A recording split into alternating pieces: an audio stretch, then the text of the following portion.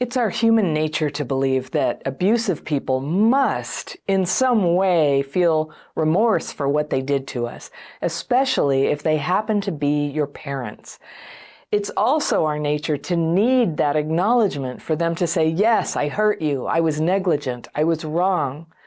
And it seems like this must be what they're thinking because it's what we're thinking. We're thinking that if we're ever going to heal, we have to hear this from them. And so we wait around and keep trying to manufacture a good relationship with them. We keep trying to explain to them why their behavior hurt us, as if that's going to make them realize at last that we didn't deserve their abusive treatment, and that we're good, and that we deserved to be loved. And sometimes this could be right, but there are some abusive parents who are literally incapable of seeing their own role in damaging the family. I don't know what's wrong with them exactly, but I know they are useless when it comes to dealing with truth and love. My letter today is from someone I'll call Beth, and she writes, "Dear Fairy, there is a situation brewing in my near future that I'm not sure how to deal with, and I would appreciate any insight and or advice you might offer." All right, got the fairy pencil. I'm going to circle things that stand out to me, and I'll go back to those on a second reading. But let's read through Beth's letter and see what's going on. She says, "I've been estranged from my 80-year-old mother for over 10 years because of her problems with intoxicants and her abusive behavior toward me and my family. I've heard from a cousin that she is in poor health, and I suspect I will be informed soon that she has a limited amount of time left, and she wants to see me before she dies. My first response to the idea of having anything to do with her is to ignore the situation and maintain our estrangement and my peace of mind. I no longer have any illusions that she will apologize for her words or behavior, or will have made any effort to change her abusive behavior toward me. In fact, I have good reason to expect that no good would come from me re-engaging with her. And whether I go to see her or not, she will use the situation to create an uproar in my life. If I don't voluntarily go and see her, she will send family members to try to coax, cajole, and or guilt me into seeing her. My mother lies. She expected me to cover for her when I was a child and when I stopped, because I realized as a teenager how harmful it was to me and my sibling. She began to lie about me and gaslight me. Oh, wow. After I left home, I was fortunate to have supportive, healthy friends and to get counseling that helped me to change myself and my thought processes for the better. I joined Al-Anon. Woo! Unfortunately, my mother was not happy that I was getting healthier. There you go. When I mentioned that I had gotten help for depression and let slip I was trying antidepressant medication, she started telling people that I had mental health problems that require medication. Oh, boy. During a holiday family dinner, I disagreed politely with her on some minor matter, and she said, in front of our entire family while seated at the table, that she could always tell that I wasn't taking my medication because I became so argumentative. Oh, girl, geez, okay. When I asked what she was referring to and stated that I was in good health and had not had to take any medication for years, she told me it was time to refill my mental health prescription. I'm sorry, sometimes when you have like the real deal narcissist mom, it is, from the outside, it's funny. And I know to you it's totally painful, but I have a feeling when you tell this and you keep putting in quotes the mental health prescription, I just feel like I'm sitting there with you and we're just having a hoot about this. Over the years, she's worked to undermine my relationships with friends, fellow students, neighbors, family members, and my husband. Her mother, my grandmother, was onto her lies and refused to go along with her entirely. She tried to stay on my mother's good side so as to keep tabs on me and my sister, oh, good grandma, and make sure we were safe, supervised, and cared for. Her efforts on our behalf, my mother made her a scapegoat and dubbed her crazy. I'm embarrassed how long it took me to realize it was my mother's behavior that was crazy-making and not my grandmother's. Yeah. And because my mother will not take any responsibility for any crazy-making, no. As my grandmother's health failed and she developed dementia, my mother determined I was the crazy one, says Beth. Yeah, that's what they do. My mother has also interfered with my marriage. At first, it was odd comments about me or our relationship that my husband would ask me about afterwards, seeking clarification. Fortunately, when she tried to enlist his help in tricking me into attending a surprise party in my honor, he had heard and believed me regarding why I have a horror of surprise parties and alerted me to what was going on rather than going along with her. And why do I have a horror of surprise parties? It's not just surprise parties, but most of the parties my mother has ever been involved with throwing have gone sideways. She's shown up intoxicated. Food has been adulterated with drugs. What? Oh boy.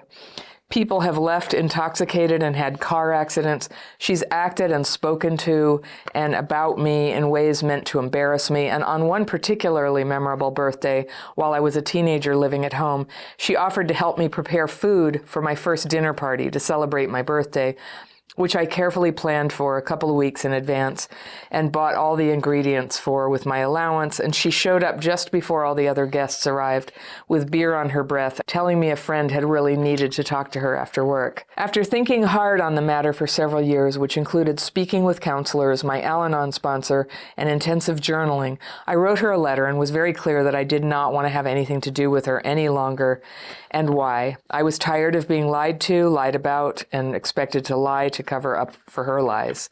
I also told her I did not want her to contact me or my family any longer and that all attempts would be ignored.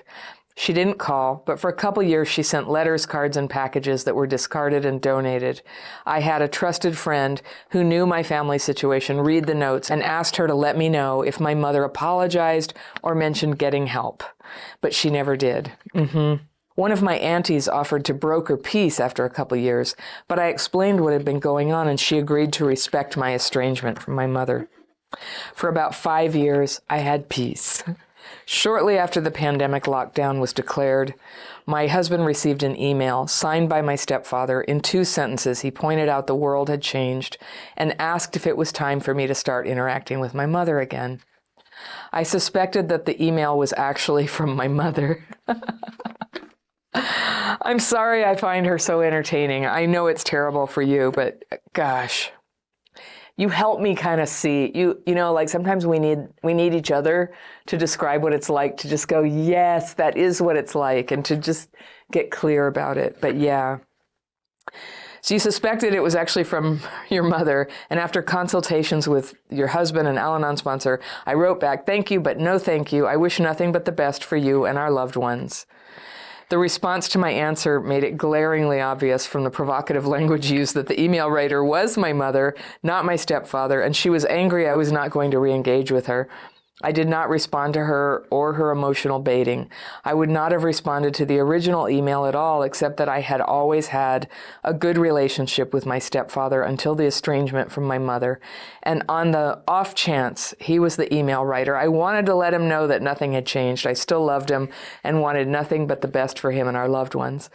I've been watching your YouTube channel for several months, and I found your advice for viewers dealing with abusive and controlling parents to be excellent. Thank you. And now that I have described my situation in this letter, I think you probably have a good idea of what I'm facing. How do you suggest I respond or not when I'm told that my mother is dying and wants to see me? Thank you. All right. Oh, goodness. Beth, what a mom. My goodness. You sound marvelously clear and boundaried and seasoned in how you've handled this. Like you really have done your research, you figured out what you needed to do, you communicated it, you've held your boundaries. So as I understand it, your question is, how do you deal with the relatives who are going to judge you and put pressure on you? And you know what? I just have a feeling that the same way that you dealt with your mom, but maybe kinder because they haven't been abusive towards you, is going to serve you beautifully. I'm not hearing that you want to see her. And if you did, you know, you have my blessings to go see her. I think you know, like, it's very, very unlikely that she's going to suddenly have a different personality disorder or lack thereof and not, you know, just bait you and blame you and do the usual shenanigans. But that doesn't mean, like, if you want to see her again, you can do that. And I think you have good support. You have your Al-Anon sponsor, you have a therapist, you have a good husband. and people who will support you. And you talked about this auntie and the grandmother. I assume the grandmother's not alive anymore. Yeah, right. But you have people to support you, and in saying in the nicest possible way, I've certainly thought about that, but I've decided it's best for everybody if I let this go. I've said my goodbyes to her in the past, or just something as nice and not, you can decide whether you want to tell them the background story. And you also have my blessings if you want to tell them how bad it was. And I didn't get from your letter whether you had ever done that. You don't have to. You can. It is your right. And especially, once she's gone, it can't hurt her anymore. But at this point, from what you said she's done to you, you have every right to talk to people about it and explain. But hopefully it's not necessary. You get to set a boundary without explaining how bad everything was. And anybody who knows her, they gotta kind of know, right? Like your grandmother did. I love that your grandmother kept tabs on you. Your grandmother would have liked to have had no contact, it sounds like, but she kept tabs for your sake. That's so great. I'm really glad you had loving people in your life, and you still do, to help you with this, because how you've handled this is a role model for all of us about how to handle it. And it just goes to show how, such a messed up parent can still be the parent of a really well-adjusted person. So I'm proud of you. Good job. Well done. If you want a tool that really helps deal with the emotions that come up, because heads up, I think when your mom does die, whether you see her, if you see her, that's going to bring stuff up. If you don't see her, it's going to bring stuff up. And when she dies, it's going to bring stuff up. And a really healthy way that you can keep facing and, processing and rinsing away those feelings that come up without squishing them down, without getting lost in them, without drowning, is the daily practice I teach. And so if you haven't tried that, anybody, it's free. I have a link to it right here, and I will see you very soon.